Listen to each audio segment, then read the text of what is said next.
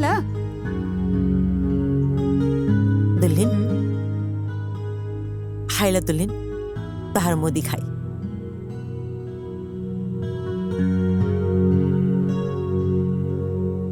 पूरा 5 लाख कहा। आज से तो के कुछ भी जरूरत हुई हमके बता दिया, तहार पूरा ख्याल हम रखब। हाँ, आज से न बहू राम का जिम्मेदारी हम तो के सब पता नहीं। राम के तू अब अपना मुट्ठी में रखिया।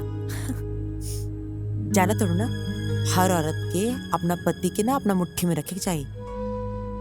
कहे कि मर्द का जात था कभी भी बिगड़ सकेला। और एक दूसरी बात, जबले हमार काम ना हो जाए तबले तो के राम से दूरी बना के रखे के पड़ी।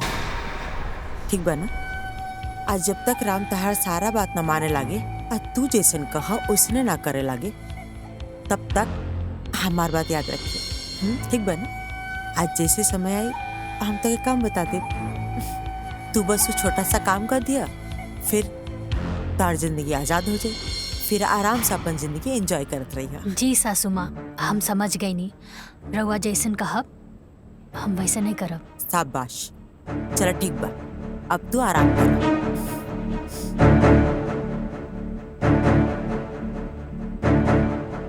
कैसन माई बिया जे अपन बेटा के ही अपन पतों से दूर रखे के बात कर दिया। बिया त लोग घर खानदान बढ़ावे खातिर करे ना लोग। खैर हमरा के का करे के बा, जे हुक्म चलावे के बा चलावे दा।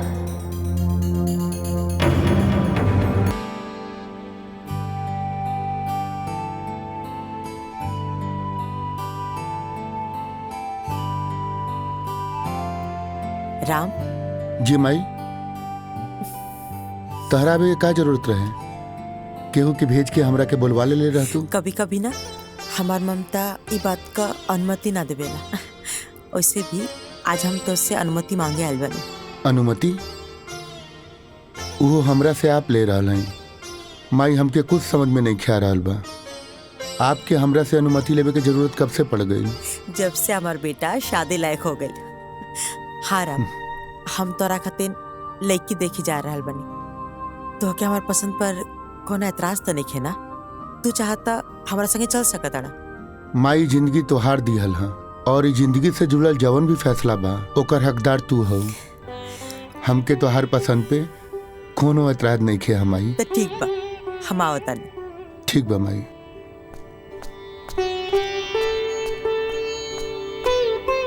तनी बिटिया के बुला दे। बस आ ही रहल बिया बिटिया।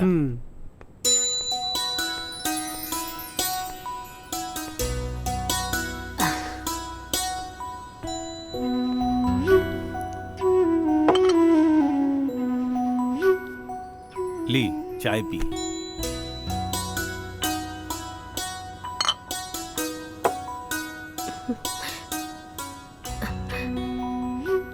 दीदी, ई लोग के पास कोनो पैसा वैसा नहीं के। 2 लाख के झारखंडी कार से आइल बाड़े लोग।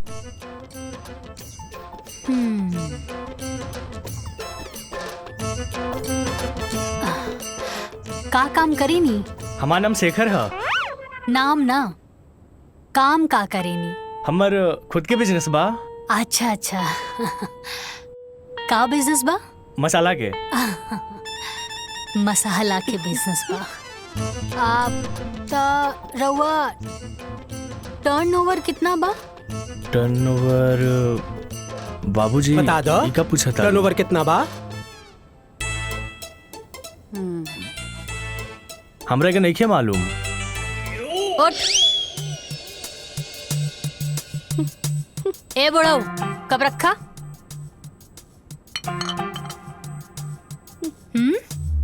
धोखेबाज। अरे ई लोगन के ना बाबूजी कोनो बिजनेस नहीं खे, ना मसाला के ना कुछ। अरे हमके तो लागता कि आटा के चक्की भी ना बा इन लोगन के लगे।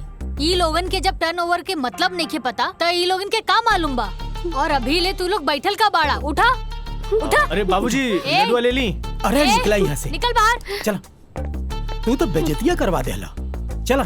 अरे बेटी, ई का कइलू तू? अरे बाबूजी, एक नंबर के फटीचर आदमी बाड़े और के लेके आयल रहे ऐसा रिश्ता? हाँ अरे कामधारी काका। ई कामधारी काका के पास भी ना कोनो ढंग के काम नहीं खे। जैसे वो फटीचर बाड़न ना वैसे ही फटीचर रिश्ता भी लेके आवेलन। अरे साची से बियाह करे खातिर कोनो ऑडी फॉर्च्यूनर बैंक बैलेंस लेके आए तब जाके साची सोची है कि शादी करे के बा कि ना कि ऐसन 5 लाख झारखंडी कार वाला।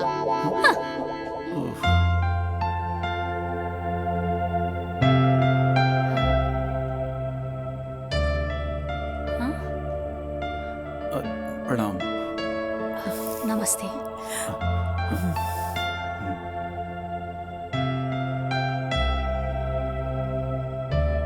काका रवा एकदम सही कहत रानी है। इतना एकदम हमार फोटोकॉपी पिया। हमें ही तेरे रवा के परेशान करत रानी ना, लेकिन देखिए आज का नहीं हमरा के है। हम के लिए की पसंद है काका। बताओ बेटा का चाहिए तो के? जौन चीज कहबो ना एगो फोन कॉल पे तोरा सामने आ जाए। जौन गाड़ी कहबो ना हरा लाल पीला सब। पैसा का कोनो कमी नहीं की। तो निश्चिंत होके खर्चा करा। जिंदगी भर खर्चा करबो ना तब वो खत्म ना हो।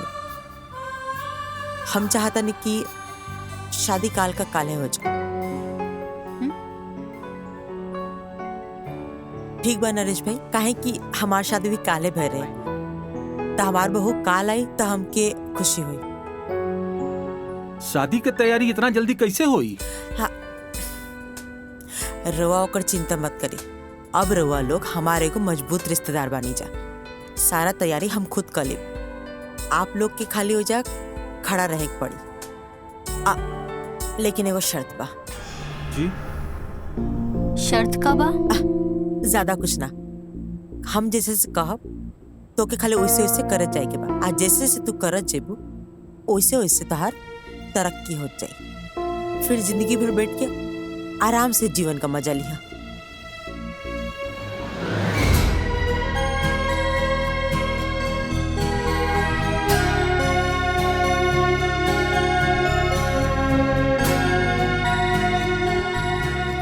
कुछ कम होता बता दे जा।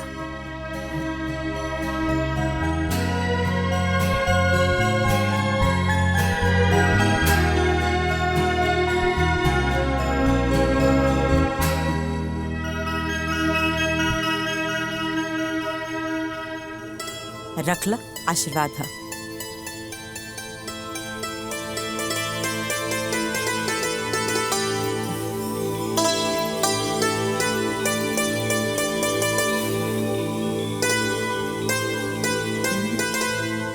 अब तो शादी तय हो गई। हाई लीजा मिठाई पूरा मोहल्ला में बंटवा दीजिए। ठीक बैठे आज्ञा दीजिए। खुश रहा। चला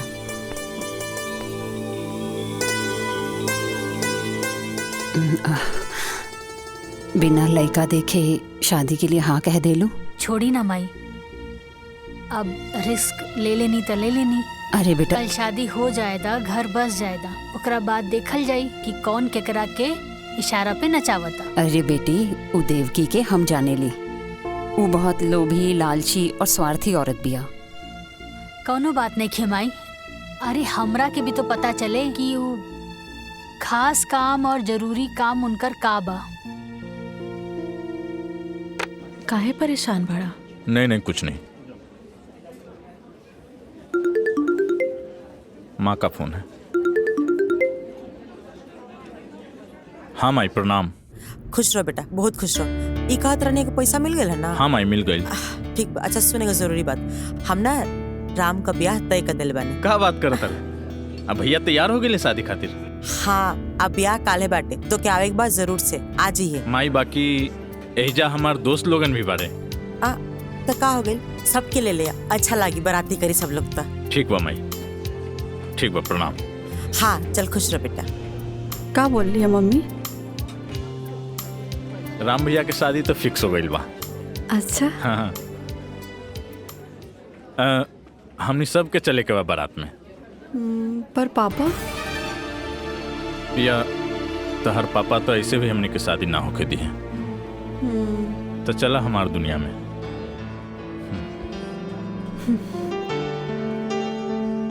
सोच ल जाइब तो फिर आइब ना। कोनो बात नहीं खे, जे होके हम देख ले।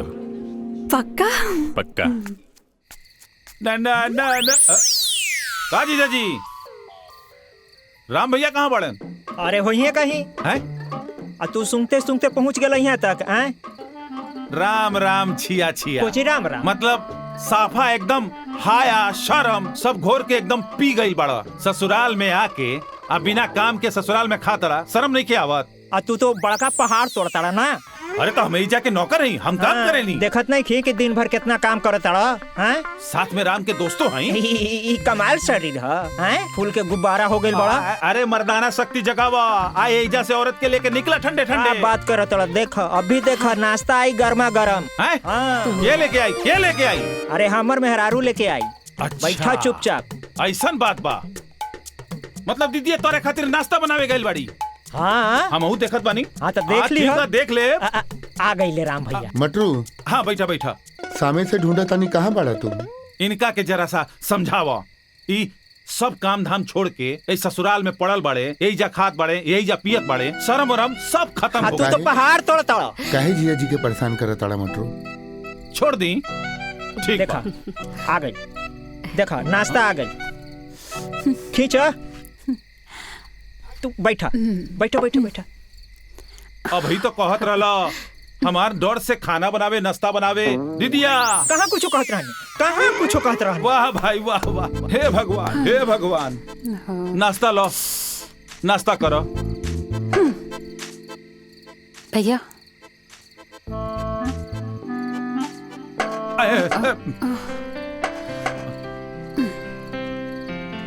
प्रणाम। खुश रह।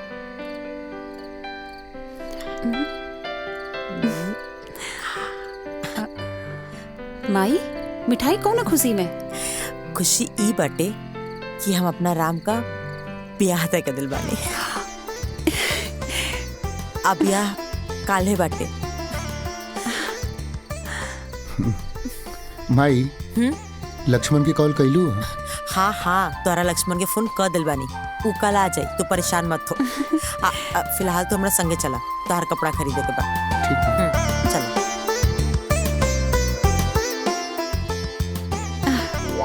हाँ खाए में तो तेज बढ़ला बड़ा, लपेट ला। ए दीदिया, इनकरा के चुप करा रहे, बिना मतलब के न काम के न काज के। ज्यादा मत बोली, मिठाई खाई। ब्याह तय हो गई। हमरा के केहू कुछ बतैबे न कैल।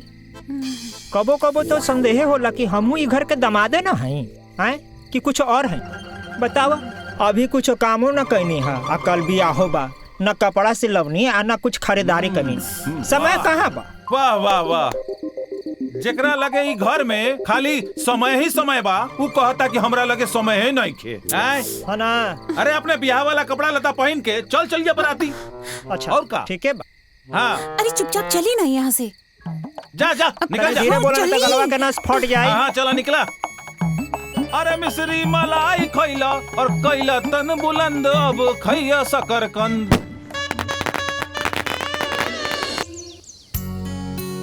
दाइमा ली, जी मालिक। राम आओ को दुल्हन का आरती आप उतारी।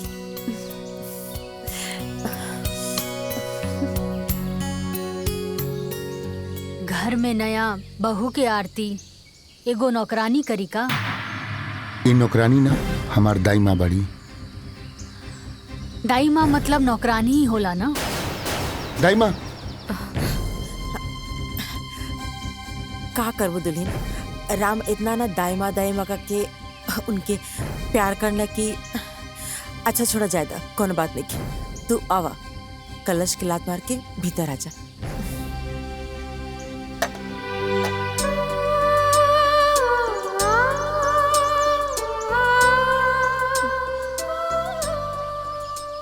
ला दुल्हा दुल्हन खातिर दूध भी आ गई। आप सब भौजी के परेशान न कर, ठीक है? अरे दीदी, हमनी भौजी के परेशान ना करता नहीं, हमनी तो जान पहचान बनावे आइल बानी। का जीजा?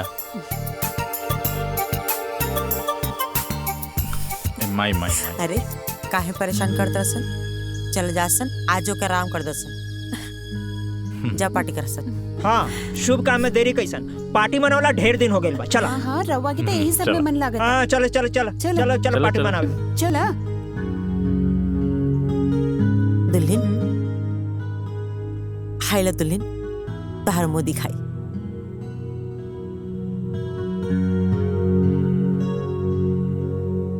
पूरा 5 लाख का है।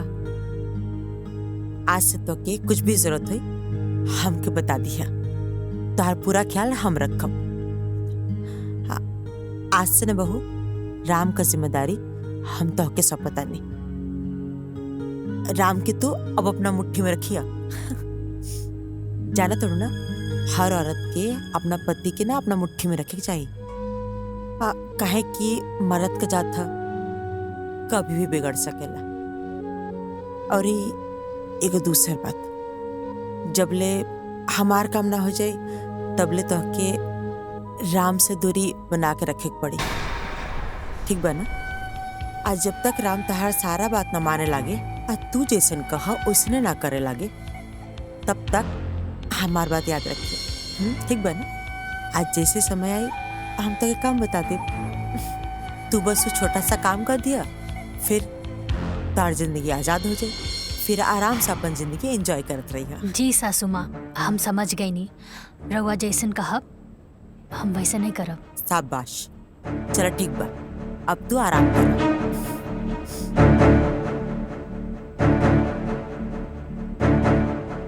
कैसन माई बिया जे अपन बेटा के ही अपन पतों से दूर रखे के बात कर दिया। बियाह त लोग घर खानदान बढ़ावे खातिर करे ना लोग। खैर, हमरा के का करे के बा, जे हुक्म चलावे के बा चलावे दा।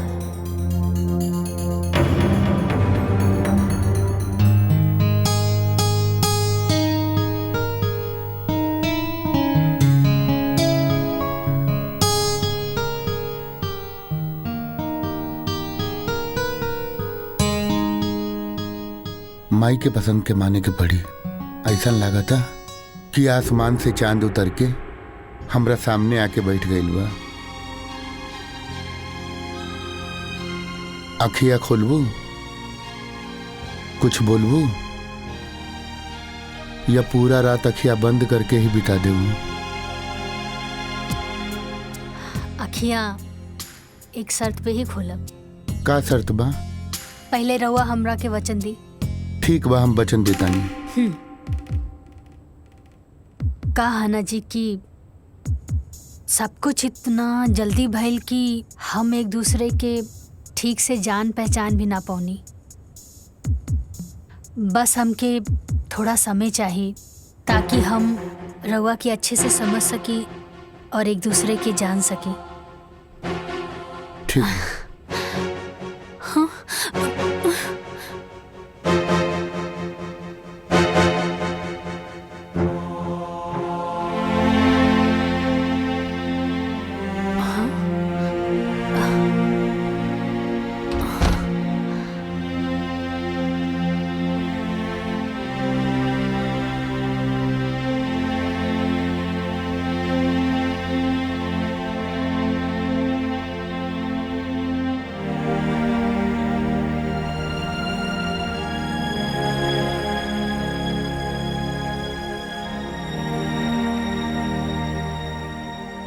हमरा के माफ कर दिया। थैंक यू भगवान जी। रउआ तो हमरा के सब कुछ दे देनी, बस कुछ दिन के बाद बा, ओकरा बाद हमने के एक हो जाई। हाँ।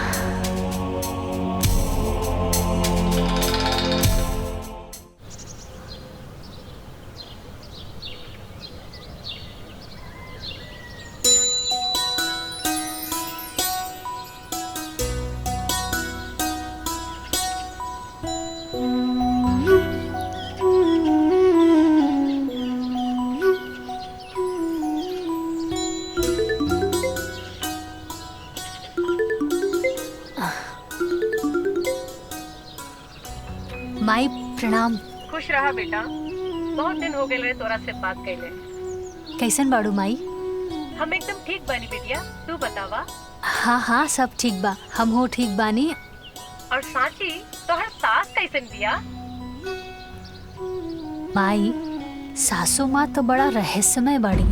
का कहेली का सोचेली वो खुदे समझेली। सुन बिटिया, हम तोरा के पहले भी बतैले रहनी, नजर रखिए ओकरा पर, बहुत खतरनाक बिया उ। अच्छा ये सब छोड़ा माई, ई बतावा कि बाबूजी कैसन बाड़े? ठीक बा बेटा। पूछत रहले कि सांची के फोन आयल कि ना?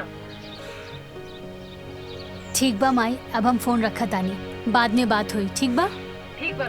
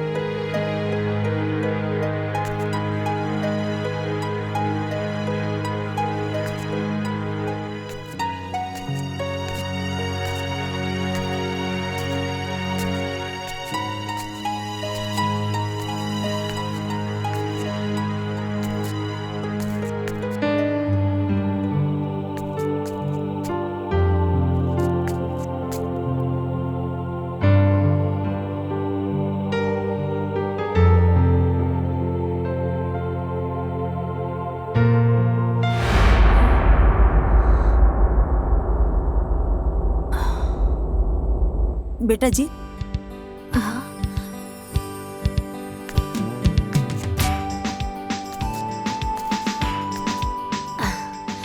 बोली ना सासू माँ। धन देख के ऊपरे ताकत रहबो का? माई बाबूजी संस्कार निखर सिखौले। सॉरी।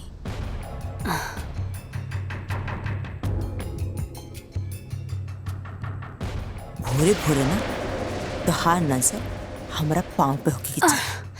आ ओकरा बाद दाई माँ का संगे किचन में। आ बाकी काम देखे खातिर त अभी हमार हाथ पर सलामत बा। ठीक बा ना?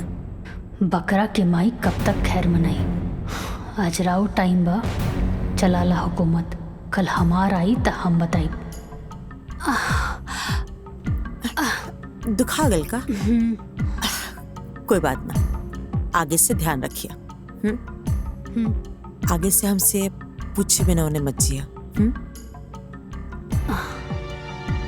काहे सासू माँ, भूत प्रेत के वास बाकाओं में? जितना बोलल जाता ना उतने सुनल करा।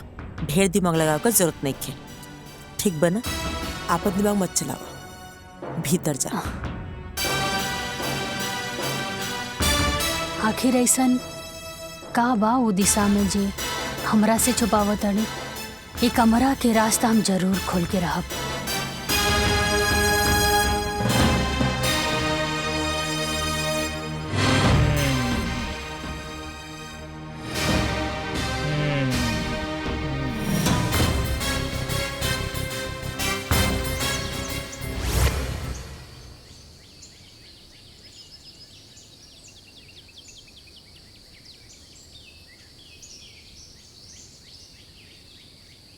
भौजी तने एक मिनट। हाँ बोली ना पाहुन, का बात बा? बैठे अब बैठे। बैठी ना रहुआ। तब कहीं भौजी का हाल चाल बा? हाँ पाहुन, सब कुछ ठीक बा। कैसन लागल घर दुआर और इमे रहे वाला लोग सब? हमरा छोड़ के बताएं। सब केहू अच्छा बा। घर द्वार भी बहुत अच्छा बा। हमरे जैसन खा गई नहीं ना धोखा। यही जाके लोगन के चेहरा गोर बा, बाकी दिल काला। हमरा दिल बिल्कुल साफ बा, गोर बा। रउआ सोचत हो खब कि काला कलोटा सुखड़ा आदमी के कि मंदाकिनी कैसे मिल गई? लंगूर के अंगूर कैसे भेटा गई? हाँ कैसे बैठा गई? मोहब्बत भौजी। हाँ मोहब्बत में आंधर हो गई रहनी है। वही मोहब्बत के चक्कर में ओकरा से बियाह कर बैठनी। ओकरा माई के चक्कर में, ओकर माई के मीठी मीठी बात में मुहा के घर जमाई बने खातिर तैयार हो गई नी भौजी। हमरा का मालूम रहे कि घर जमाई के साथ साथ ये जेल खाना के भी मुंह देखे पड़ी। ये अच्छा खासा चलता फिरता आदमी जेल खाना में बंद हो गई। अभी जेल से कैसे मुक्ति मिली है भौजी, कुछ समझ में नहीं खे आवत।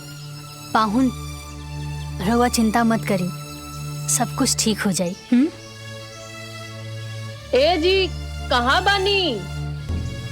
अब का होल तहरा के? सुनी रउआ देख ली, हम अपन काम निपटा के आवत आनी। ठीक बा भौजी।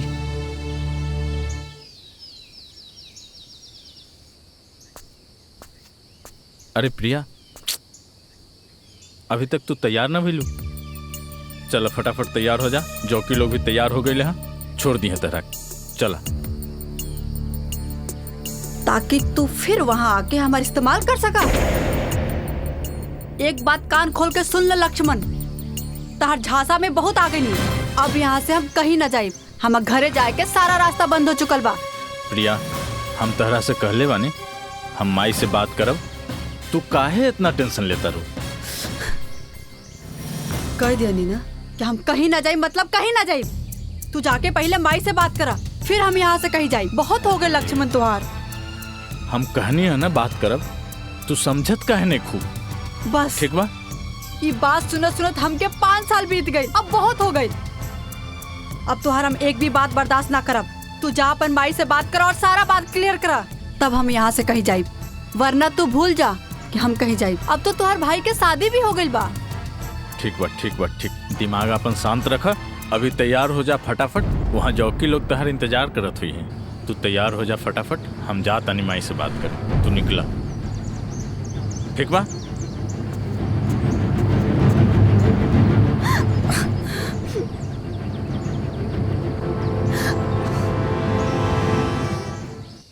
ई मटरुआ त दिन पर दिन लापरवाह भइल जाता। अभी ले खाना लेवे ना आइल। राम के खाई में देरी होता।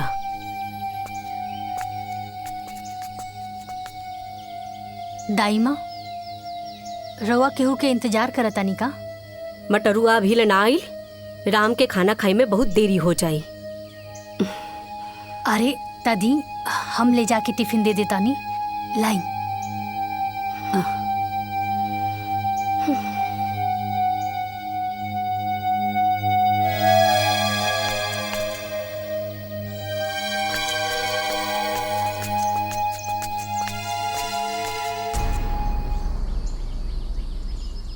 बेटा जी, पति पर प्यार उमड़े लागल बा का? सासू माँ, रउए तो कहले रानी ना कि अपना पति के मुट्ठी में करे के बा। बस ये सब उहे के प्रयास बा। शाबाश, ई भइल ना बात। कहा तक का चाहिए? हमके तो बस राउर आज्ञा चाहिए। ठीक बाटे, आज से राम का टिफिन तू ही लेके जेबू। जल्दी जा, वो तो के गोदाम में भेटैया। अनाज जाए के समय होता ना। ठीक बा, और ये हमार बात याद रहे। जा। जी सासू जी।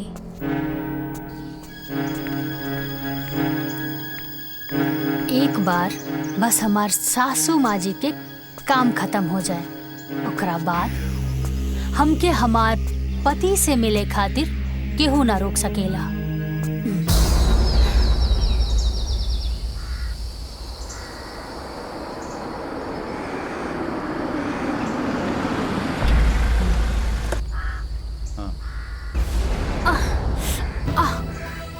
आराम से उठो, बिल्कुल आराम से। रुका, हम डॉक्टर के बुलावतानी। चलिए।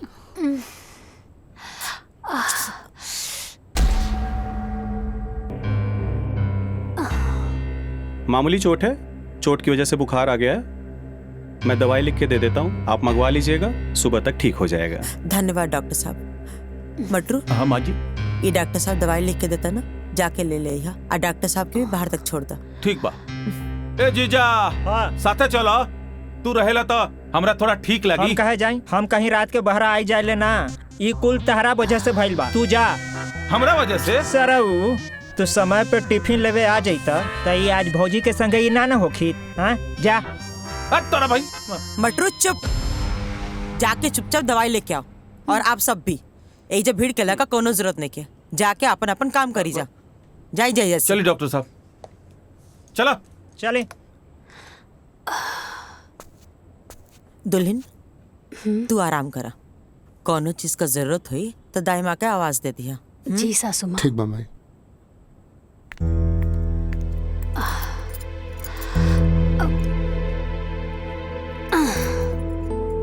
अरे रहे दी ना रहुआ, हमके कंबल दे दी।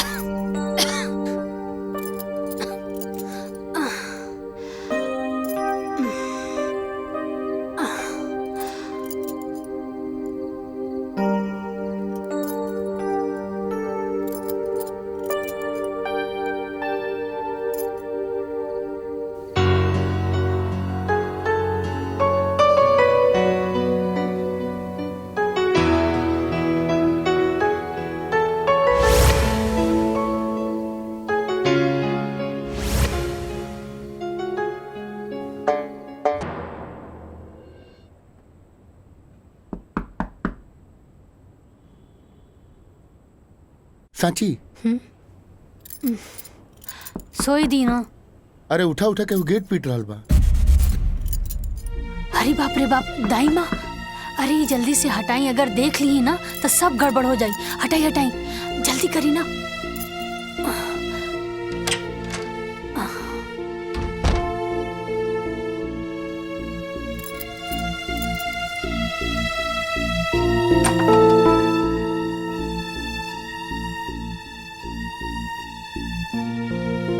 अभी ले तू लोग सुतल बाड़ा जा, ली चाय पी ली।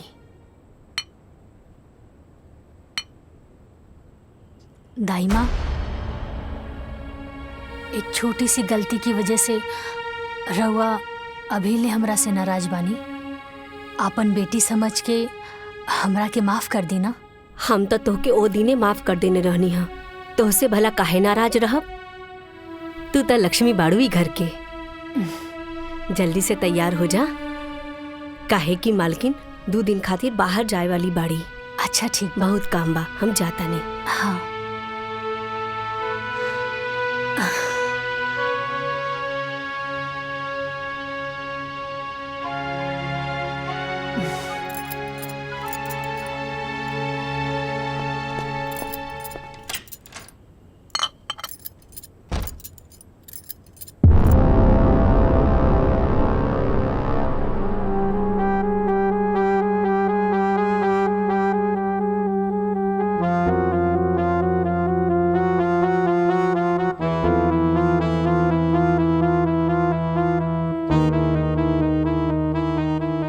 चमक धमक के बीच में ई जंग लगल ताला,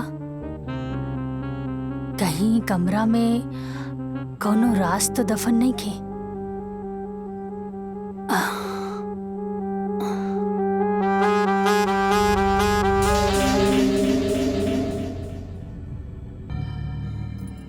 दुल्हीन, ये का करत हो तू? चला हिजा से। अरे दाई माँ, हम ताई घर के बहू बानी। ना ना चला चला। अरे दाई माँ सुनी, केहू कुछ ना कही। हाँ, और हमरा के तो बस इतना जाने के बा कि आखिरी कमरा में ऐसन का बा जेकर केहू की जरूरत नहीं खे। कोई कुछ ना बोली, हमरा के देखे दी।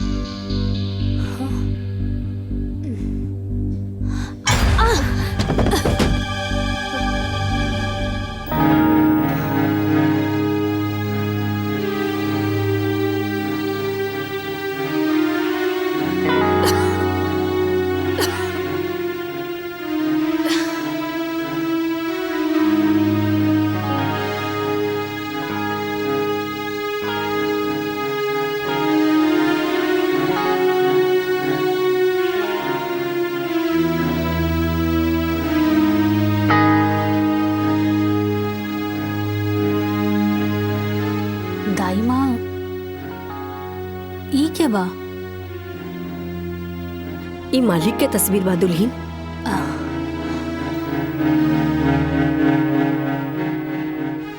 घर के मालिक और ऐसन जगह पर? अरे जब घर के मालिक के उचित स्थान नहीं के मिलल तब बाकी लोगन के हालत तो बड़ा गड़बड़ हुई ना दाई माँ। हम मालिक के उचित स्थान जरूर दें। ना ना दुल्हीन ना।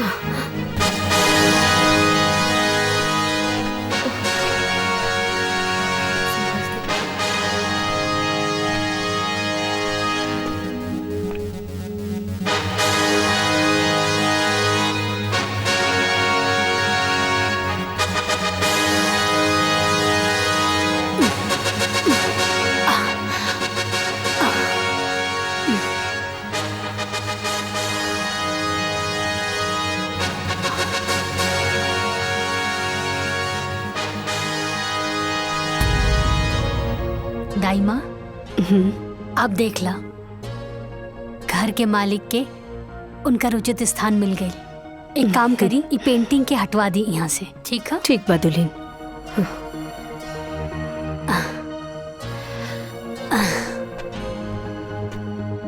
बाबूजी की फोटो वो कबाड़ खाने में, लेकिन काहे?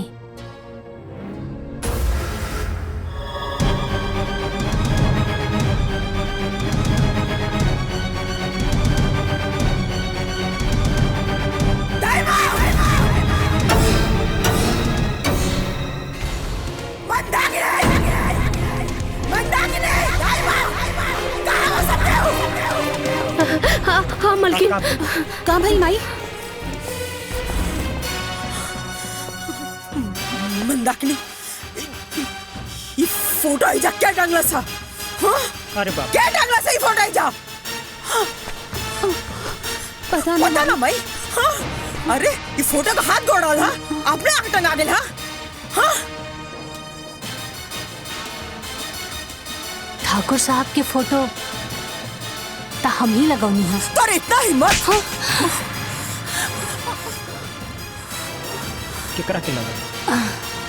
अपना हद से ऊपर उठेगा ना, कोशिश मत कर, ना तो ऐसा पर कतरब कि तू दोबारा उड़े लायक ना बच भी। समझ में आ गई?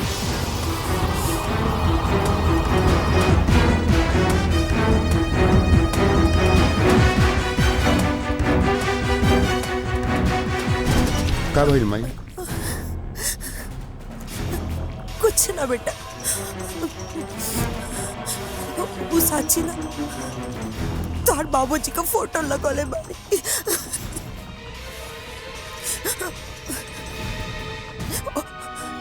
वो एक आदमी शाबाशी देत रहनी है।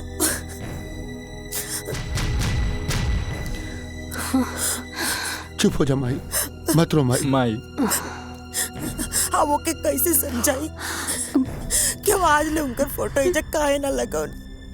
अरे हमके तो यकीन ना होला कि वो नहीं कौन। मत रो माई। बाकी कौन बात ना, अगर दुल्हन फोटो लगाइए दिले बाड़ी तो ये दुल्हन ओ पाएगा मालो टांग दो। ए माई, माई चुप हो जा माई। अब जब बाबूजी के प्यार हमनी के किस्मत में लिखले नहीं खे, तो कोई भी कुछ का कर सकेला माई। लक्ष्मण बिल्कुल सही कहता रे माई, मत रो माई। माई चुप हो जा माई। देखी ना, फोटो में लागत अड़े कि अभी बोल पड़ी हैं। कितना आस रहे हमरो इनका से मिले के, लेकिन देखी आज मिलबो कहीं तो फोटो पर माला लटकल बा। चुप हो जाए माई। माई बाबूजी हमनी के छोड़ के ना गईले, हमनी के बीच में बाड़े। एगो फोटो खातिर इतना गुस्सा। ससुर जी की फोटो देखकर सासू माँ तो एकदम आग बबूला हो गई। अपना पति से इतना नफरत काहे? कुछ तो बात जरूर बा। आखिर सासू माँ के हमरा से ऐसा कौन जरूरी काम हा? कहीं एकर मतलब ई तना कि हमरा के हमार पति से ना मिले देवे के हिस्सा भी यह प्लान के बा। ना ता एगो सास अपन बेटा के अपन बहू से मिले खातिर काहे रोकी? हाँ।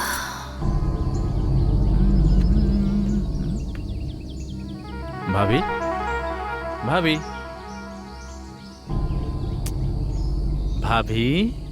अरे देवर जी आई। का भाभी, भैया के याद आवता का? ना ना देवर जी, ऐसा कोनो बात नहीं खे। तो फिर इतना स्ट्रेस में तो पहले कबो ना दिखात रहनी। का बात बा, तबीयत ठीक बा ना तोहार? हाँ देवर जी, तबीयत ठीक बा। कहाँ बानी? जाई, राउर फ्रेंड बुला रहल बिया। जी आवत।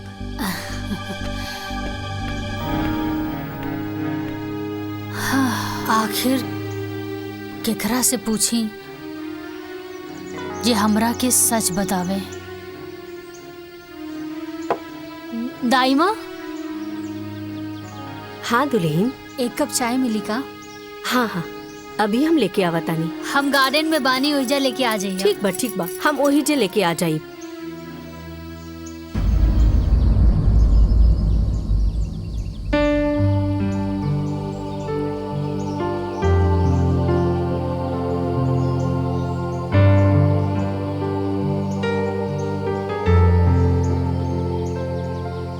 दुल्हन, हाँ हाई चाइला लाई दाई माँ।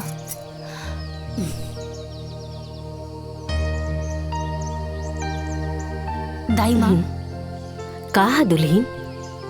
अगर रवा से हम कुछ पूछब त रवा बुरा तो ना नु मानब? ऐसन काहे कहत हो? पूछा। दाई माँ, रवा ई हवेली में कितने साल से काम करत बाड़ू? जब से राम के जन्म भई तब से ये हवेली में हम बानी। हाँ। अच्छा दाई माँ, एक बात बताई, ये ससुर जी की फोटो देख के सासू माँ इतना गुस्सा में काहे आ गई? एकरो जिम्मेवार हम ही बानी दुल्हन। छोड़ो ना, जायदा उनकर तो आदते बा बोली के। अरे दाई माँ सुनीता, एक तरफ बहू भी बोला तानी और दूसरी तरफ बात भी छुपा रहल बानी। और हुआ जिम्मेदार कैसे मानी? का बताई दुल्हन, राम जब 5 साल के रहने तबे मालकिन के स्वर्गवास हो गई। और मालकिन की याद में ठाकुर साहब दिन रात नशा में ही रहे लगने। तब ठाकुर साहब से हम ही जीत गईनी कि हमर गांव में एगो हमर सहेली बा, ओकरा से बियाह कर ली। और ठाकुर साहब भी बात खातिर तैयार भी हो गईलन। और एक दिन देवकी, एक बात हम था कि यूं क्लियर कर देता नहीं कि हमरा से कबो संतान के तू उम्मीद मत रखिया। काहे के हमनी लगे एक संतान बा जेकरा पर तहार पूरा अधिकार रही, ताकि कबो भी हम संतान का कमी ना होके दे। ताकि हमारा बात से कोनो एतराज तो नहीं है? ठीक बा।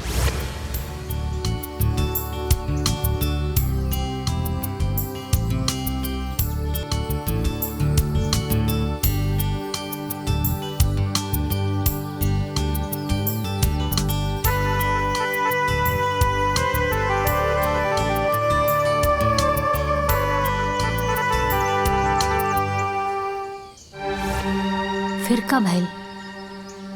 ठाकुर साहब जी के साथ का भइल? ठाकुर साहब के तो बड़ा दुख भरल कहानी बा दुल्हीन। फिर देवकी के जीत के आगे ठाकुर साहब हार गईले। देवकी कौने धर्म संकट में डाल देलू। हम तो से पहले ही कहले रहली नू कि हमके और बच्चा ना चाहिए, और फिर कहता नहीं कि एकरे बारे में ना सोचा। ठीक बा ठाकुर साहब, हम भी अभी ना जहाँ था देवकी दाए ने खबरदार, जो मरे एक बात कहलू। ठीक बा, तू जैसन कहबू उहे हुई, पर भगवान खातिर मरे के बात मत करो।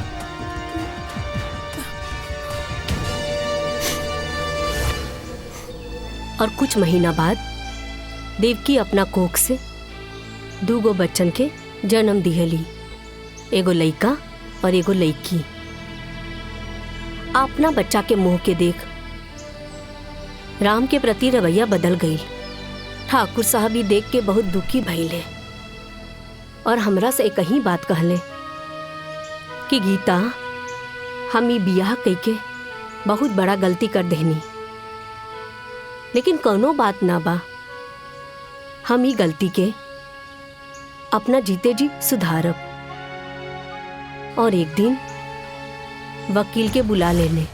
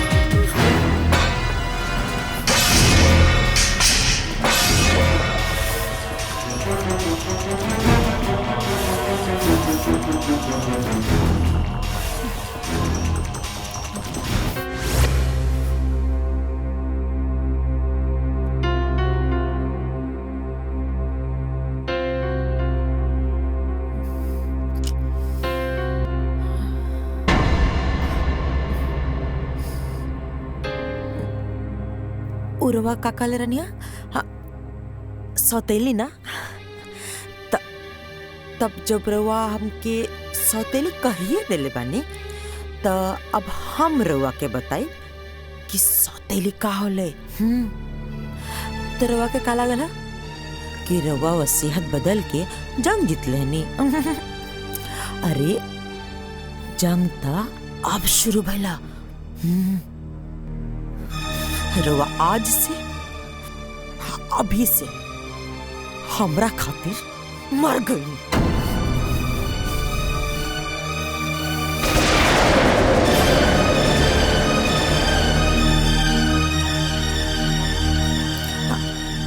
रउआ के का लागल? ई जो एक्सीडेंट भइला उ इत्तेफाक रहला? आहा, वो हम करवले रहनिया।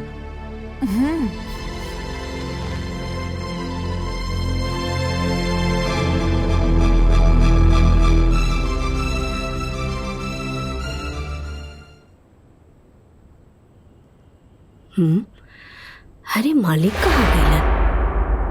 हाँ? हाँ?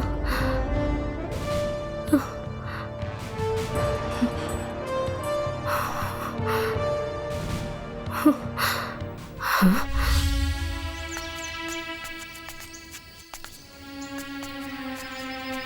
ओकरा बाद ठाकुर साहब कहाँ गईनी? ठाकुर साहब के का भइल हमनी के कुछो पता न चलल। बहुत लोग तो इहो कहेला कि देवकी ओकरा के मरवा देले। अगर हमके पता होखे कि हमार सहेली अंदर से ऐसन बिया था ता हम शादी करवैती ही ना। हमके अपना सहेली माने के बजाय एगो नौकरानी मानतिया।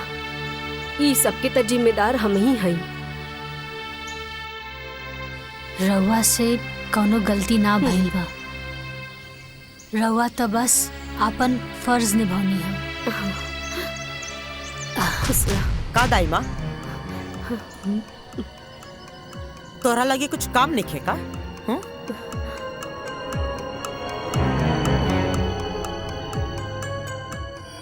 ए लड़की तू रुक।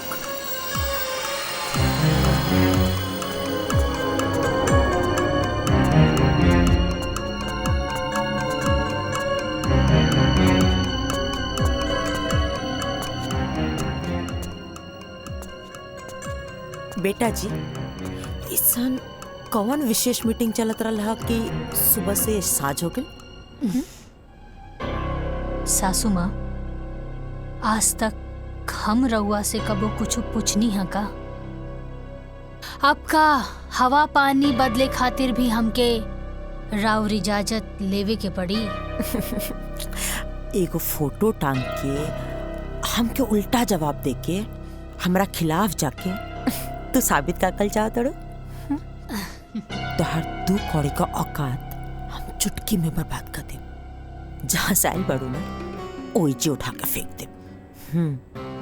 सासू माँ, हम इतना मूर्ख नहीं थे। हम ही घर में बियाह करके आइल बानी और रहल बात औकात के, ता आज भी ई घर में हमार औकात राउर औकात से ना बहुत ज्यादा बा। काहे कि ई पूरा घर के मालिक हमार पति बाड़े। और रउआ की हमरा से कौनो काम रहल ना, जौना खातिर रउआ हमरा के घर में लेके आईनी। हमरा के सब पता चल गई बा। रउआ के हमार सिग्नेचर चाहत रहे ना, और हमार पति के अंगूठा। यही खातिर रउआ हमार पति के मूर्ख बना के रखनी और अपन बेटा के शहर भेज के पढ़ौनी लिखौनी। पता चल गई। ज्यादातर हम वो जहरीली नागिन हैं जेके एक बार डसले पे नहीं तो उठ के पानी भी ना मांगेला। सासू माँ, नागिन प्रजाति के त रउआ पार कर देनी, एमे कौनो शक नहीं खे। लेकिन रउआ नागिन ना, रउआ बानी आस्तीन के सांप। जे पालेला उहे के रउआ डसेनी। रउआ शायद ही भूल गईनी कि जौन हवा पानी में रउआ पलपोस के आयल बानी, उहे हवा पानी में हमहू पलपोस के आयल बानी। यही से अगर रउआ नागिन बानी त हम बानी सपेरा, और हम हर वो नागिन के फन कुचले के हुनर अच्छे से जानी ले।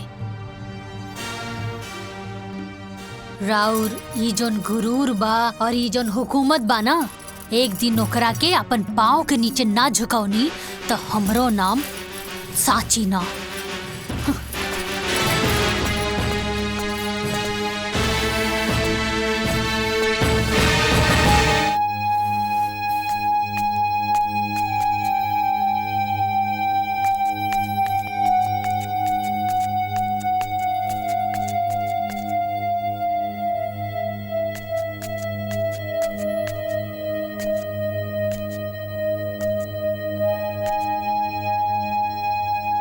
भौजी सुनी ना, 1 मिनट सुनी ना।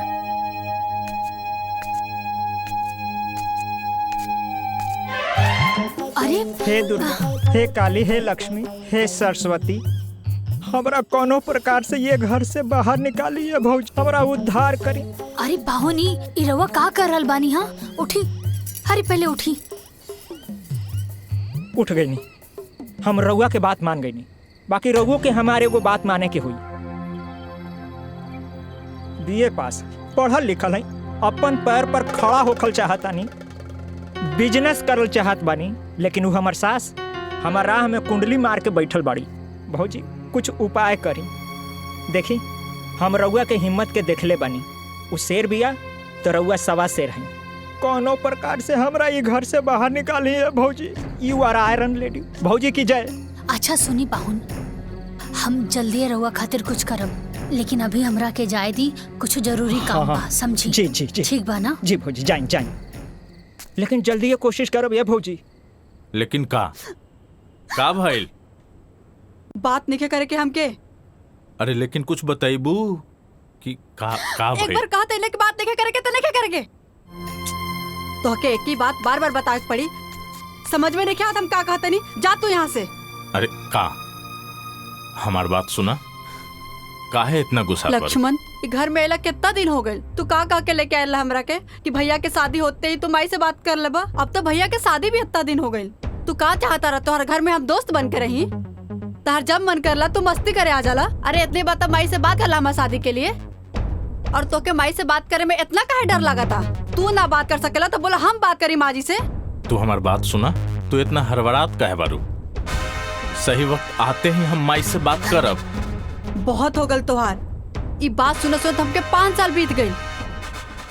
अब तू जा यहाँ से, हमके नहीं क्या बात करके, तू जा यहाँ से। सुना, अरे वाह, ये तो कमाल हो गई। देवर बाबू शहर से डिग्री ना बीवी लेके आयल बाड़े, और ये खबर से घर वाले बेखबर बा। हरी तो ब्रेकिंग न्यूज मिल गई साची। आई सासू माँ बता बतानी। मलकिन नाश्ता में इतना देर? हाँ लेके आ बतानी। यहाँ कोनो नाटक मत करिए, ओके? पीछे लड़ियाल चला तारू।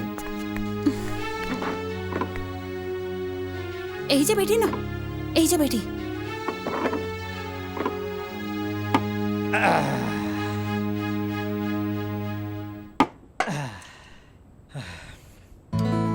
भूख लागल बा। हटी। प्रणाम माई। माई बहुत भूख लागल बा, खाना दा ना। दाई माँ हमरो लावा। दाई माँ रोटी दा। आज कुछ चटपटा नहीं खे बनल बा का? आय का मेहमान जी, कुछ खुशखबरी आवे वाला बा का? जौन चटर पटर खाए के मन करता। सर तहरा से मुँहे लगावल बेकार बा। हाँ ठीक कहला।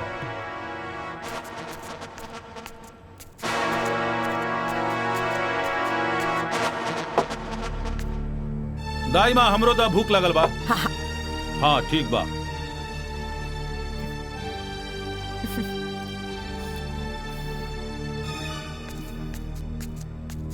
रहुआ उठी, ऊपर बैठ के खाना खाई। पर हम तो बचपन से ऐसा ही खाता रहल बानी। अरे 10 साल पहले तो शादीशुदा भी ना रहनी ना। माई के राज में रहुआ नीचे बैठ के खाना खावत रहनी है, अब बीवी के राज में रहुआ ऊपर बैठ के खाना खाई। आई ठीक बा, जा जा।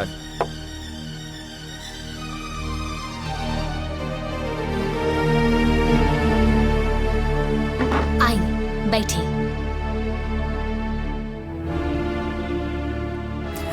हारा एजे बैठ के खा ला।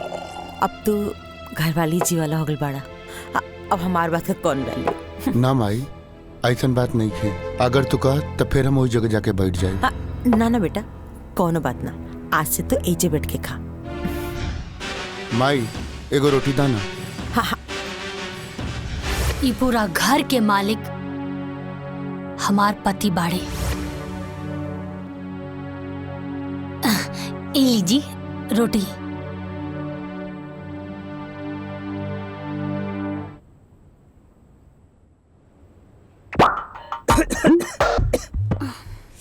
कितना तीखा भाई सब्जी।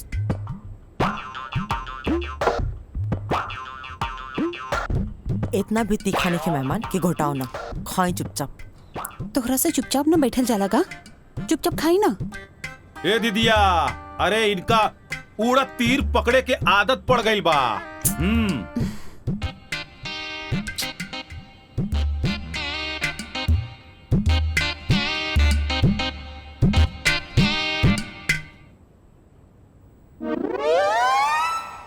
देवर जी, प्रिया राउर सिर्फ फ्रेंड ही बिया या फ्रेंड से कुछ ऊपर? अरे हमार कहे के मतलब है कि फ्रेंड ही बिया तब तो ठीक बा, काहे से कि अब राउर उम्र भी हो गल बा बिया करे खातिर। ता हमनी के गांव में लड़की ढूंढल जाए का, काहे से कि हमार गांव में ना बहुत सुंदर सुंदर लड़की बिया। का सासू माँ? बहू तो के लक्ष्मण का चिंता करेगा कोनो जरूरत नहीं है, अभी होकर माई जिंदा भी है। हम आप सबसे कुछ कहल चाहता नहीं। हम और लक्ष्मण 3-4 साल से लिविंग रिलेशन में बानी जा, तो आपके कोई और लड़की ढूंढने की जरूरत नहीं है। हाँ माई, प्रिया सही कह रही बिया।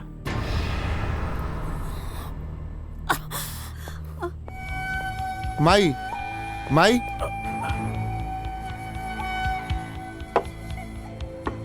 लक्ष्मण लक्ष्मण जा जाके माई से तू माफी मांगा। भैया तू हो चला ना। ना हम न जाए, तू जाके माफी मांगा। ठीक।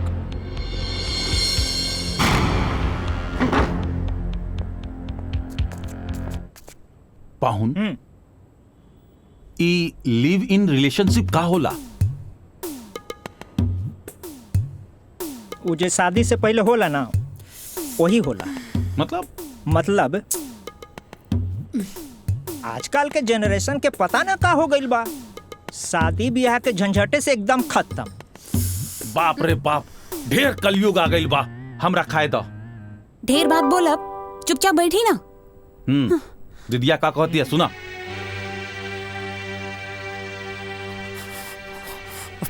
पानी सिर से ऊपर जाए लागल बटे, अब जल्दी कुछ ना कुछ करेगा पड़े।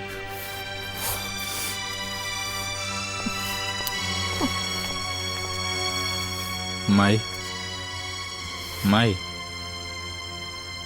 ए माई, नाराज बारी का? नाराज काहे होई?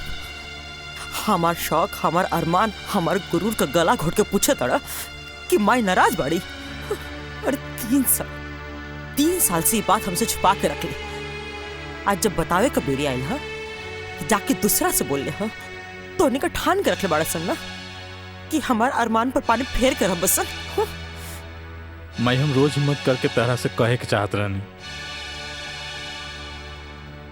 बाकी मुंह तक बतवे ना आवत रहे। माई हमके माफ कर दे माई।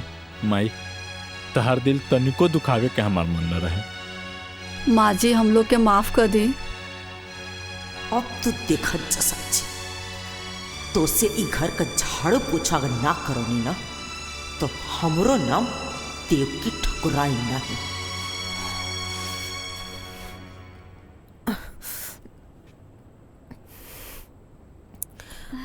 प्रिया तो हमके शुरू से पसंद रही बुद्धू।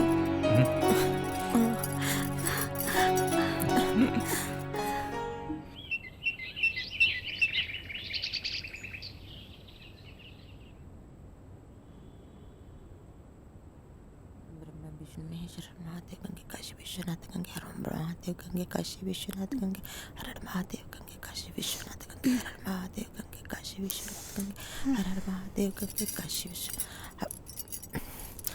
दाइमा जी मालकिन। पूजा का थाली पूरा घर में दिखा दे।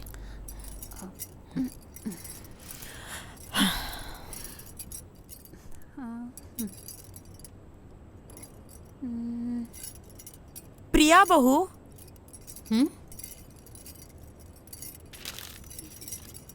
ए हमार बहू। हाँ माँ जी। बहू आवत नहीं निक लगा था ना।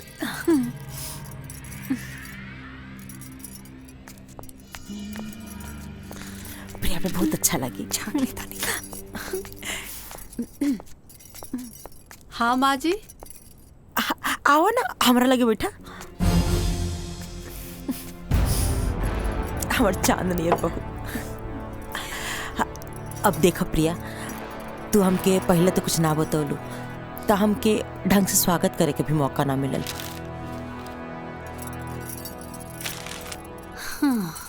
ना तो हम इतना धूमधाम से तोहर स्वागत करती ना कि जमाना का खुलल का खुलले रह जाए। बाकी कौनो बात ना, अभी भी देर नहीं भइल।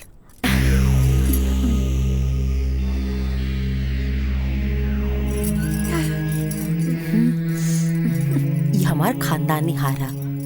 तब तक तू एके पढ़ना, आ धीरे धीरे ना हम तो के ई घर का गार्जियन भी बनाते।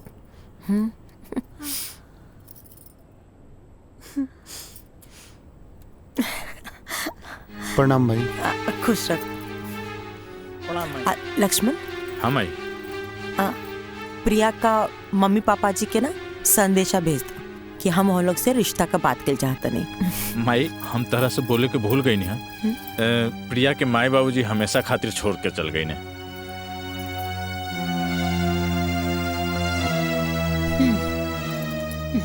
हाँ तो का भेल, हम प्रिया का माई हैं आज से। अरे राम, तो एजा काहे बैठल बाड़ा? जाके पंडित जी के बोल दा तहार छोट भाई का ब्याह तय हो गइल बा। ठीक बा माई, हम जाके अभी पंडित जी के बुला के लावतानी। सांची तू हो जा, माई के काम में हाथ बटावा। जी हाँ सांची। अरे हमरो के केहू कुछ बताई कि हमरा का करे के बा? हमहू ये घर के दमादे हैं, हमरा का करे के बा? शादी ब्याह के माहौल बा, ज्यादा कूदी ना, चली तैयार हुई। चला चला, एकरा में घबराए के कौन बात बा? चला।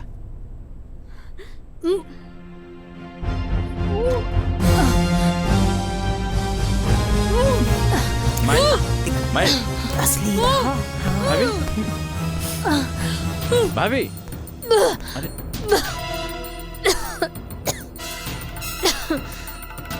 और ये तहार खुशी देख के मुंह बनावतिया। चाय दे जरतिया। हाँ तो हई देख, हई सन हमारा लगी कम से कम 10 को बा। का भइल भाभी? भाभी ठीक तो बानी ना? हाँ देवर जी हम ठीक बानी, बस उल्टी आ गई। भाभी डॉक्टर बुलाई का? अरे ना ना देवर जी हम ठीक बानी। और रउआ एजा का करत बानी? राउर तो शादी के बाद चला था ना, जाई तैयारी करी। भाभी हम ठीक बानी, रवा जाई। ठीक ठीक बा।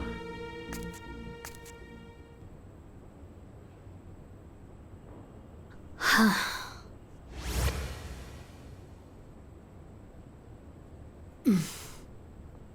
सांची हम का भइल, तोहार तबीयत ठीक बा ना? हाँ हम ठीक बानी। लक्ष्मण बतावत रहे कि तोरा उल्टी भइल रहे नीचे। खुशखबरी बा। हम तोहार तबीयत के बात करत तानी और तू खुशखबरी के बात करत तानी। रउआ पापा बने वाला बानी का? साचो? हाँ। कबले हम पापा बन जाए? हम जाके माँ के बता क्या बता? अरे बैठी था। अरे अभी बहुत टाइम बा, और सासू माँ के हम समय देख के बता दे। काहे से अभी घर में शादी ब्याह के माहौल बना। बधाई हो पापा जी।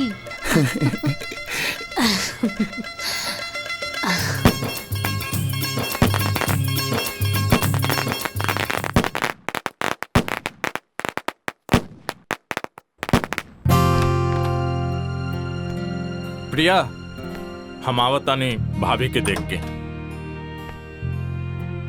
आजे देखल जरूरी बका, कल चल जी। आवे जा चुपचाप बैठा।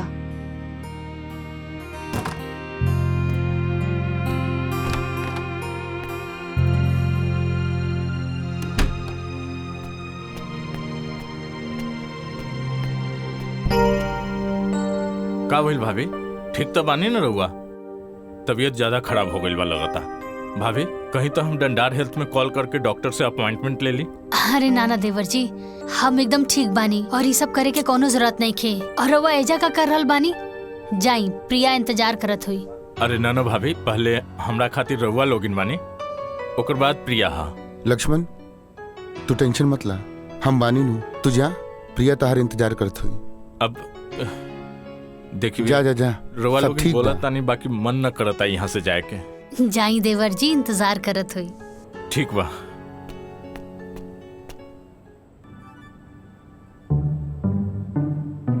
एक बात बताई, सच में हम बड़ा किस्मत वाला बानी जी, हमके ऐसन देवर जी मिलल बड़े। हाय तहार मुंह दिखाई। बहुत अच्छा बा, बहुत यूनिक बा। लक्ष्मण कहाँ बा प्रिया? उ गइल बड़े साची भाभी के देखे, बीमार बड़ी। हमार तो अपने लेकर पराया हो गई बा। हमार लड़का मतलब? प्रिया, ओ राम हमार अपन बेटा ना है। अरे उ सौतेला ह, सौतेला। हम बहुत कोशिश करें कि लक्ष्मण ओकरा से दूर रहो, लेकिन वो तो भैया भैया करके एकदम भगत बन गई बा। अब तू ही सोच दुल्हन, का हम इहे दिन खाते ओके पढ़ौले लिखौले रहनी है कि वो जाहिल गवार का पीछे पीछे घूमत रहो? हाँ, बाकी प्रिया, अब हम ये चाहता नहीं ना कि तू लक्ष्मण के अपना मुट्ठी में रखा। हाँ, कोशिश करिए कि लक्ष्मण जितना हो सको वो नौकरन से दूर रहो। हाँ हाँ, ठीक बाटे। तो अपन ध्यान रखिए, ठीक बा? आराम करा।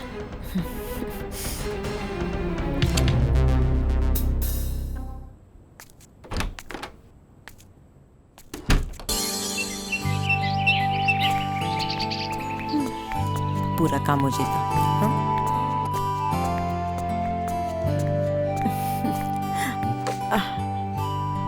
प्रणाम माई। तू भी बैठ जा बेटा।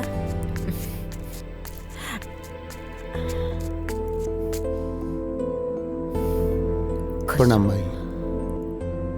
प्रणाम भाई।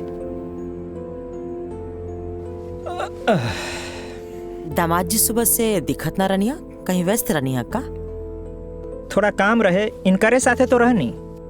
जीजा जी हमरे साथे रहले हैं माई। काम सही चलता ना? हाँ माई, ठीक चलता।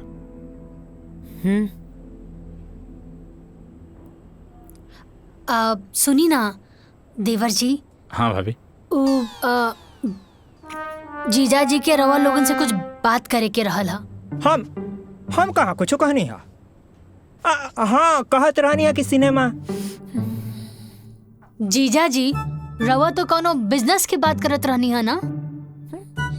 हाँ हाँ, याद पड़। हम चाहत रहनी है कि हम बिजनेस शुरू करल चाहत रहनी है। बाकी यहाँ ना जौनपुर में अपने जिला। ये तो बहुत अच्छा बात बा माई। बढ़िया बात बना, लेकिन एकरा खातिर तो धन चाहिए। तई में परेशानी का बा? टिकट हम बना देता नहीं, अब फाइनेंस का व्यवस्था माई कर दी। वाह, ससुरार होके तो ऐसन। सासू माँ तो साक्षात लक्ष्मी है। दामाद जी, रवा के नहीं लागत कि रवा आजकल मेढक नियर ढेर फुदकता नहीं?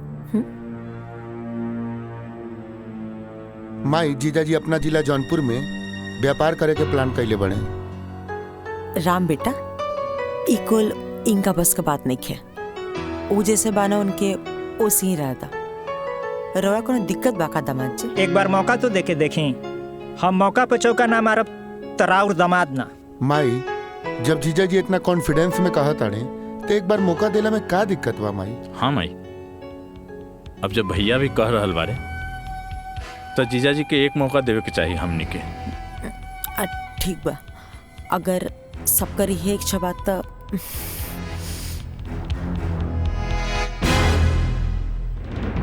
जीजा जी हमरा टिकट बना देता नहीं। ला, खाली हम अकेले थोड़े जाए। अब बिजनेस बा तो नया नया बिजनेस शुरू करब तो हिसाब बखरा खातिर कोई तो चाहे न।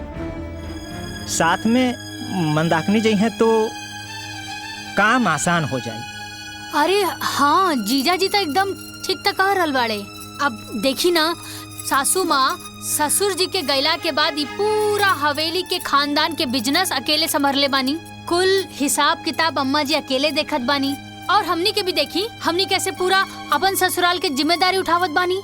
अब अगर मंदाकिनी जीजा जी के साथ में जई हैं तो उनके बिजनेस में बढ़ोतरी होई ना। का अम्मा जी सही कहा तानी ना? तो ठीक बा जीजा जी, हम दोनों जना के टिकट बना देता नहीं। हाँ देवर जी, कर दी।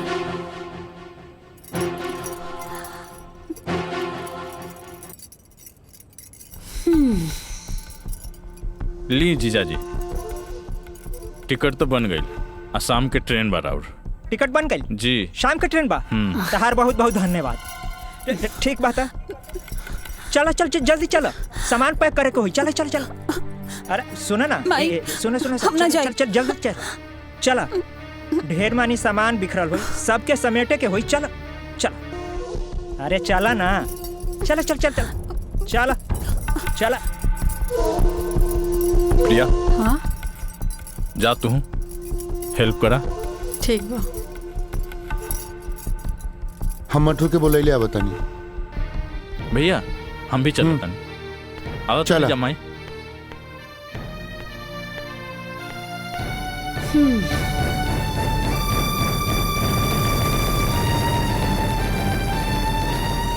तो के कर खामियाजा भुगते पड़ी लड़की। भोगी त अब रउआ सासू माँ, और देखत रही कैसे एक एक करके सब केहू के रउआ से दूर कर दे।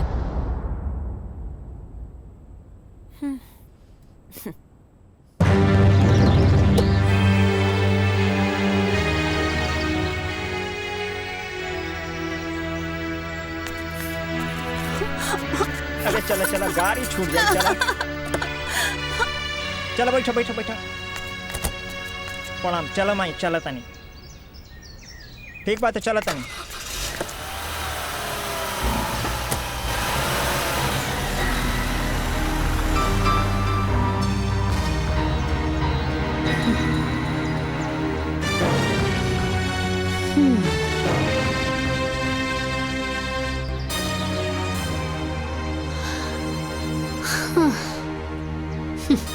ए मटरू, रुको रुको रुको रुको।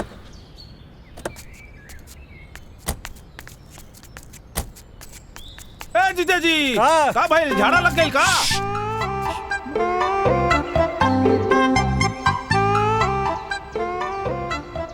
हे भगवान, हमरा ससुरारी के रास्ता के मुंह ना देखे के पड़े। हे भगवान, हमरा इस सास के दोबारा मुंह ना देखे के पड़े। हे भगवान, यहाँ के सारा अनौती पनौती सब यहीं रह जाओ। एक सेकंड, एक सेकंड, हो गई हो गई। सबसे बड़का पनौती के तो लेके जाता रहा। कहाँ? अब हमरा का मालूम कहाँ ले जाता रहा? हैं? चलो चलो चलो, जल्दी चलो। ट्रेन छूट जाई महाराज। हाँ। चलो चल चल चल चल चल।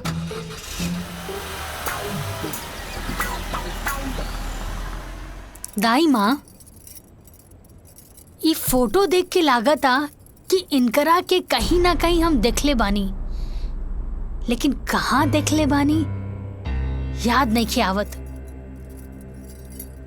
देखले तो बानी कहीं ना कहीं। याद करके बतावा दुल्हन, कहाँ देख लू?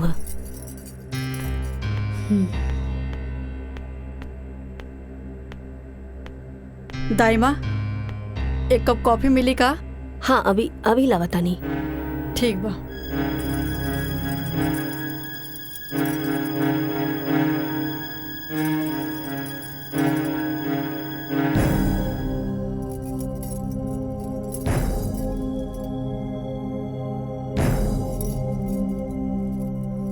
दाई माँ, हाँ कॉफी बनावे में कितना टाइम लगा था? बस हो गई, अब ये लावता नहीं। पता ना कहाँ कहाँ से सब उठ के आ जाला।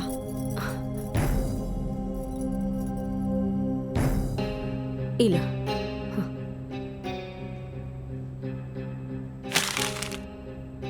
इतना टाइम लागेला कॉफी बनावे में? यू बास्टर्ड जाहिल गवार, तनको सेंस लेके का? दुल्हन वो गलती से गिर गई ला। प्रिया, तमीज नहीं के का कि अपने से बड़ से कैसन बात कल जाला? अरे कम से कम दाई माँ की उम्र के तो लिहाज रखा।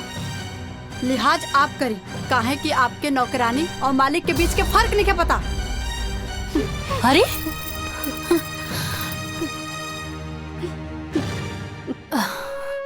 दाई माँ, दाई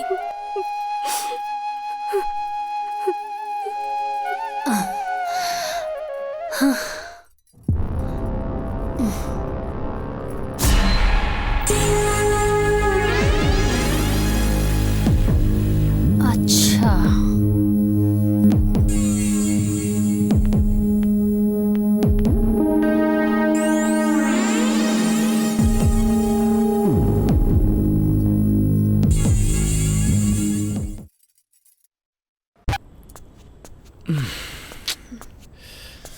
अरे वाह, क्या बात वाह, आज तो कुछ ज्यादा ही सुंदर लगा तारू। का भइल प्रिया, चल हमके टॉवेल दे, नहाए के पड़ी, बहुत देर चुनचुना था। जा जाके अपन भौजी से मांग ला। अब भौजी कहाँ से आ गई ली? प्रिया, हमके तो कबो कबो लागत था ना कि तू हमार पहले वाली प्रिया हो ही ना। शादी के बाद एकदम बदल गई लू। अरे चलो भाई, टॉवेल दा, देह नोचता। देह नोचे चाहे माथा, गवार वाला काम करे में बड़ा मजा आवेला ना। गवार मजदूर के साथ रहत रहत तू मजदूर हो गल बड़ा। अगर मजदूरी करे करला तो इतना काहे पढ़ला लिखला? प्रिया, अपना जवान के लगाम दा। का गलत बोलत नहीं, मजदूर के मजदूरे बोलम ना। प्रिया, वो हमार भाई है। भाई है तो का गवार है? प्रिया, लक्ष्मण,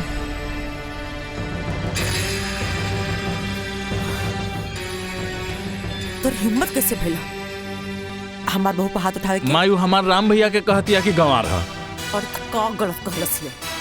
अरे पढ़ल लिखल पड़े तो मालिक का काम करू। माई, लेकिन वो तो भैया के शोभा देता ना। तो ठीक बा, जिंदगी भर ओकर नौकरी करू, हाँ ओही का संपत्ति पर गुलाम बन के जी। माई, तू का कहता रू? हम सही कर रहे। अरे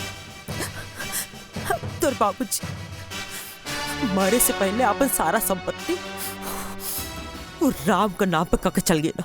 अब अगर ओकर मर्जी हुई तो ओमा से तो के 2 टुकड़ा दे, बाकी अब तक वो संभव नहीं है। काहे कि ओकर आपन वारिस आवेला बाटे। आपको जब मेहरारू भी है ना, उन ओमा से 2 कौड़ी भी तो के ना दी। अरे बेटा, हम तोर माई है, जौन कहता नहीं तोर भलाई खातिर कहता नहीं, तू समझ। माई, हमके कुछ समझ नहीं के आवत। माई,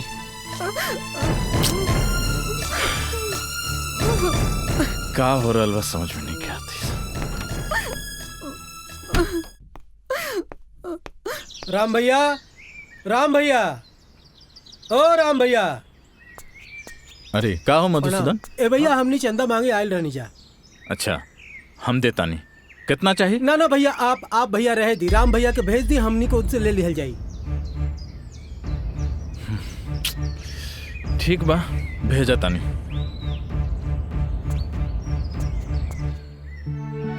देखा राम भैया आ गए। भैया का भइल मधुसूदन? भैया, हमने मंदिर में पूजा अर्चना खातिर चंदा मांगे आयल बानी। अच्छा, कोनो बात ना, हर साल के तरह ए साल भी पूरा पूजा के खर्चा हमरा तरफ से ठीक है भैया। हैला पैसा। जी भैया। कोनो चीज में कमी ना होके के चाहिए। ठीक है भैया। निसंकोच कोनो बात हुई तो बताइए। जी भैया, प्रणाम। ठीक बा। प्रणाम भैया। लक्ष्मण, का भैया? नाश्ता कैला है? हो गई। हाँ मटरू भाई, थोड़ा बाहर जाता नहीं काम से, तू खेते पे जाके पानी पटा ली है। भैया, आपन काम ना खुद ही करे के चाहिए। ऐसे भी हमके अभी बहुत काम बा अपन प्रोजेक्ट पे। आई पढ़ाई लिखाई हम खेती गृहस्थी करे खातिर नेखे कहीं ध्यान रखिया। आदमी अधिक पढ़ला लिखला के बाद थोड़ा सा डिस्टर्ब हो जाला का? चुप। छोट भाई बा, चल। हाँ चला।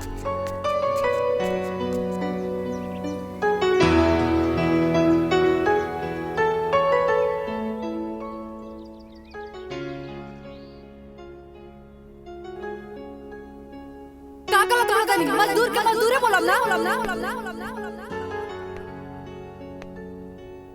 जिंदगी भर ओकर नौकरी करू, हाँ ओही का संपत्ति पर गुलाम बन के जी।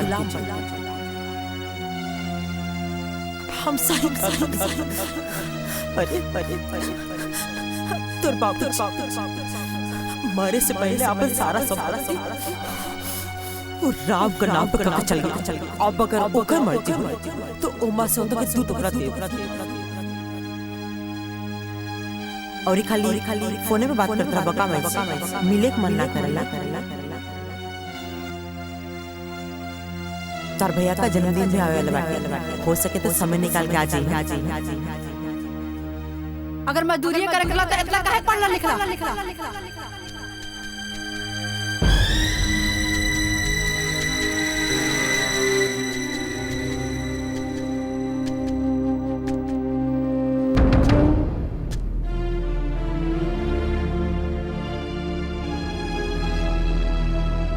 प्रिया तू ठीक कहत रहलू। हमार नाम के एक भी पहचान अपन गांव वाले के सामने नहीं है। तो के हम उहे न समझात रहनी। हाँ, अब सही समय बाटे अपन मुट्ठी टाइट कर दे, न तो सब कुछ ना रेत का नियर निकल जाई। तो माई ओकरा खातिर का करे के पड़ी? विशेष कुछ ना करे के पड़ी, खाली वसीयत का पेपर पे राम से अंगूठा लगा के पड़ी, वो लड़की से साइन करा के पड़ी। बस पूरा दौलत संपत्ति के सब कुछ के तो इकलौता वारिस हो जेबे। ई काम हम आज का आज ही कर दे। राम के तो हम जैसे बोला उससे कली, बाकी टेढ़ा खेर बिया लड़की। बाकी जो भी हो, आज तो फैसला हो के रही।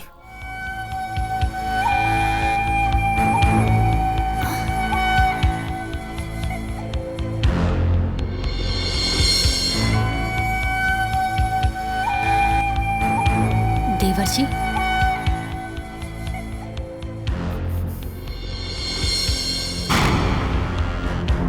सासू माँ, बहू सवेरे मंदिर गिरलू, सास का दिया बाती कर तड़ू, बहुत शुभ घड़ी बाटे। तनी हमार छोट काम कर दो, हाई पेपर साइन कर दो। सासू माँ, कौना चीज के पेपर बाई? तो के याद बा तो से कले रहनी, तो से एगो छोट काम रही, जब सही समय आए तो बता दे। उहे ला वसीयत का पेपर साइन कर दो।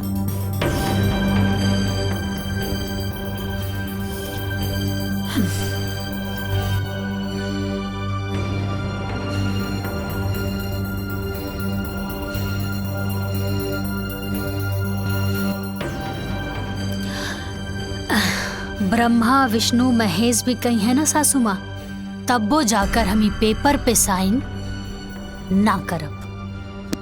भाभी कर दी साइन। अच्छा, एकर मतलब कि सब लोग एक हो गए बाड़ा, कोनो दिक्कत नहीं के। रउआ सब लोग मिल के भी ना हमरा सामने कुछ नहीं के। और सासू माँ, जब रउआ हमरा से हारे लगनी तापन पतो और बेटा से मदद लेवे लगनी। अरे रउआ के कुछ ता शर्म करे के चाहत रहे। हाँ, इतना प्यारा देवर जी के मन में भी रउआ जहर घोल के रख देनी। अरे छी बार भाभी, अगर एक शब्द भी और हमार माई के खिलाफ निकलल तो हमरा से बुरा कोई न होई। हाँ, हटी देवर जी हटी। भैया, अब समय आ गइल बा हुकुम के इक्का के।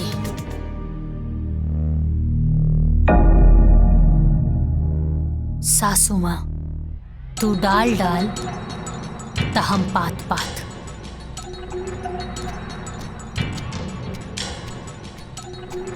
प्रणाम माई। खुश रहो। राम। हाँ माई। माई कहाँ बैठा? ठीक बा। कैसा रहा दिन? सब अच्छा रहे माई। बिजली ना रहे तो सिंचाई ना हो पाएगा। कल हम करवा दे। कोनो बात ना। राम जी माई। मुझसे कुछ मांगब तो अपना माई की देबा? माई सब तो तोरे बा, का चाही तारा के? आज तक तू हमरा से कुछो नहीं के मंगलू। कुछ चाही नहीं, बस ये पेपर पर तारा अंगूठा चाहिए।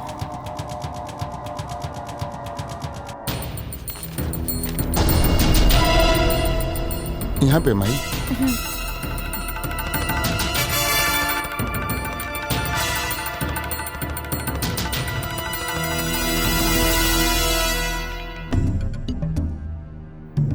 बस बस कहा ने बेटा कि अगर साची के बोल के भी साइन करवा दे तो अच्छा रहे। ठीक हो माई, हम करवा देता नहीं। साची, साची जी यहाँ आवा। आवता नहीं।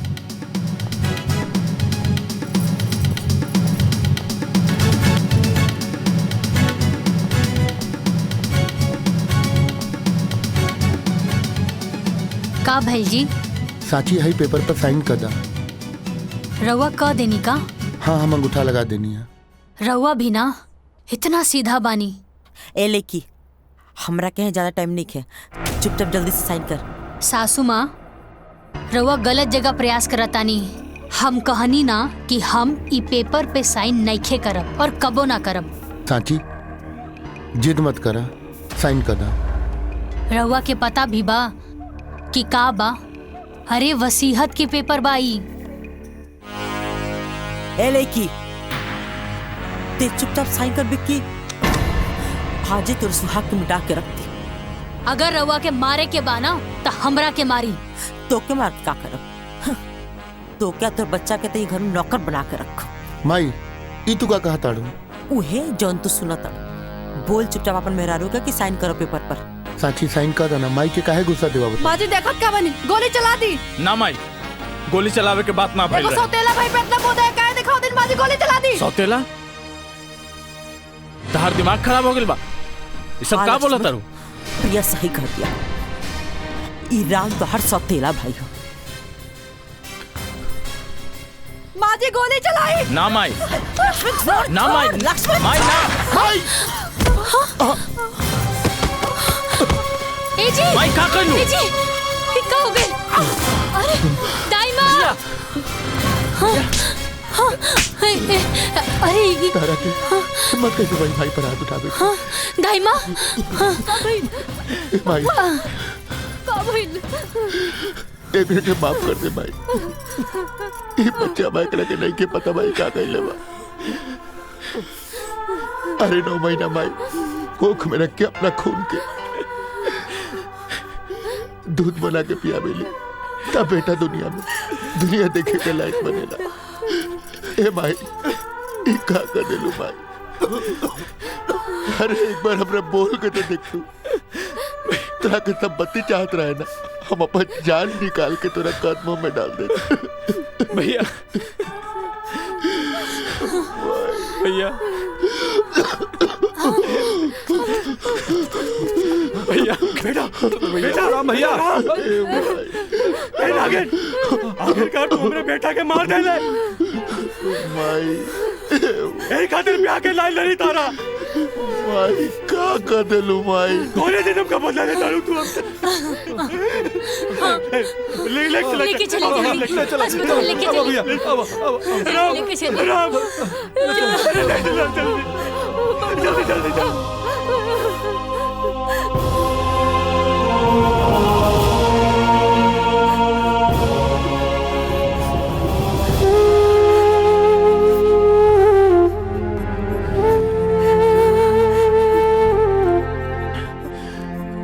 इतना बड़ा झूठ?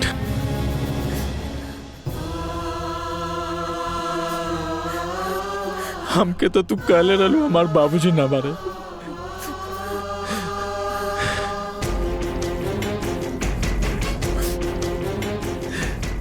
बाकी काहे माई, काहे ऐसन कैलू?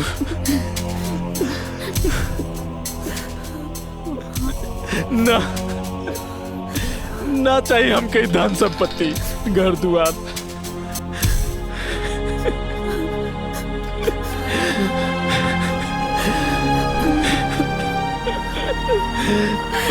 ना चाहिए।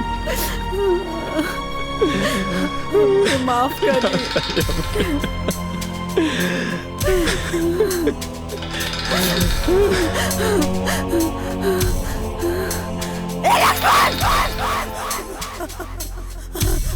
लक्ष्मण! लक्ष्मण!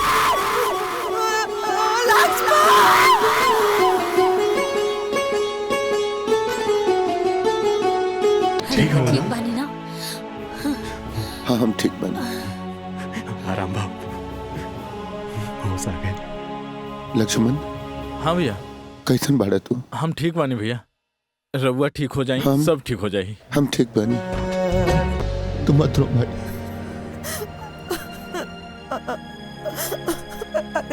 तोरा हमरा से थोड़ा भी नफरत ना होला? हर कोनो बात से कबो हम बुरा मन नहीं हमारी। मत रो माई, मत रो माई। तू माफी मत मांग माई, अगर हमरा से कोनो गलती भइल बा तो हमरा के माफ कर। हम ठीक बानी माई। माई मत रो ना माई, मत रो।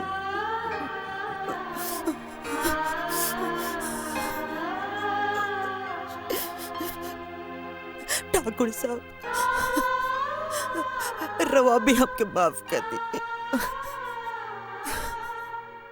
अरे अरे हम लोभ में आके ना अपन फर्ज भुला गए रहनी।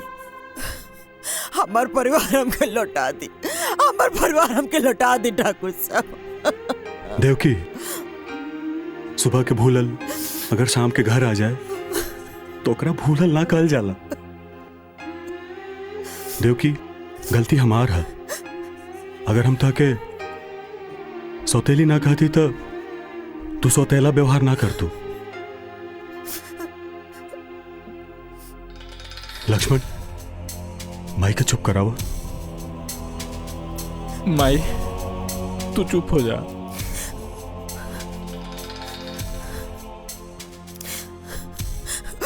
बहू,